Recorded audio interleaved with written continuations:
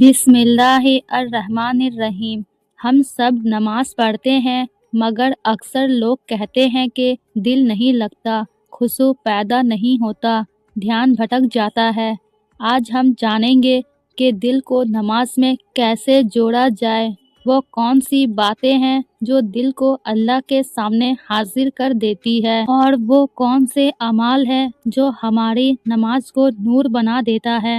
پہلا، نماز کو ملاقات سمجھیں، عبادت نہیں۔ ہم میں سے اکثر لوگ نماز کو روٹین سمجھ کر پڑھتے ہیں، تو دل لگے گا کیسے جب تک نماز کو اللہ سے ملاقات نہ سمجھیں۔ سوچئے، آپ زمین کے بادشاہ کے سامنے جائیں تو کیسا احساس ہوتا ہے، تو جس رب کی بارگاہ میں آپ کھڑے ہیں وہ بادشاہوں کا بادشاہ ہے، اس سے ملاقات کا وقت ہے نماز۔ جیسے ہی تکبیر کہیں، دل میں کہہ دیں، اے اللہ، میں حاضر ہوں، تیرے ملاقات کے لیے آیا ہوں۔ دوسرا، وضو کو روحانی تیاری سمجھیں۔ وضو صرف جسم کی صفائی نہیں، یہ روح کی صفائی ہے۔ جب پانی چہرے پر بہے تو دل میں کہیں، یا اللہ، میرے چہرے کے گناہ دھو دے۔ جب ہاتھ دھوئیں تو کہیں، یا اللہ، میرے ہاتھوں سے ہونے والے غلطیاں معاف کر دے۔ ایسا وضو دل کو نماز کے لیے تیار کر دیتا ہے۔ تیسرا، قرآن کے الفاظ کو محسوس کریں۔ ہم نماز میں وہی الفاظ دہراتے ہیں جو اللہ نے خود ہمیں سکھایا ہے۔ اگر معنی سمجھ جائیں تو دل خود بخود جڑ جائے گا۔ قرآن کا ترجمہ کو مختصر ہی صحیح سمجھنے کی عادت ڈالیں۔ چوتھا، سجدہ دل کا گھر۔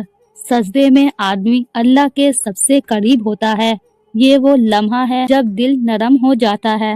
سجدے میں ذرا دیر کریں اور دل سے کہیں، یا اللہ، میرے دل تیرے طرف پھیر دے، اس سے دنیا سے پاک کر دے، میرے سجدے کو قبول فرما۔ سجدہ دل کی زنگ آلودگی کو صاف کر دیتا ہے۔ پانچواں، جلدی جلدی نماز نہ پڑھیں۔ جلدی پڑھنے سے دل کبھی نہیں لگ سکتا۔ نماز کو ایسے پڑھیں جیسے زندگی کی آخری نماز ہو۔ ہر رکعت، ہر آیت، ہر حرکت کو سکون سے کریں۔ سکون آئے تو دل خود بخود ٹھہر جاتا ہے۔ چھٹا، دنیا کی خیالات کو ایسے روکیں۔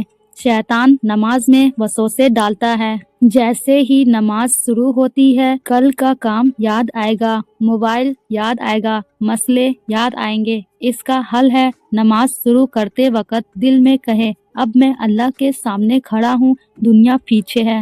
ساتواں، نماز سے پہلے دل کی نیت صاف کریں۔ اپنے آپ سے پوچھیں، میں یہ نماز کیوں پڑھ رہا ہوں؟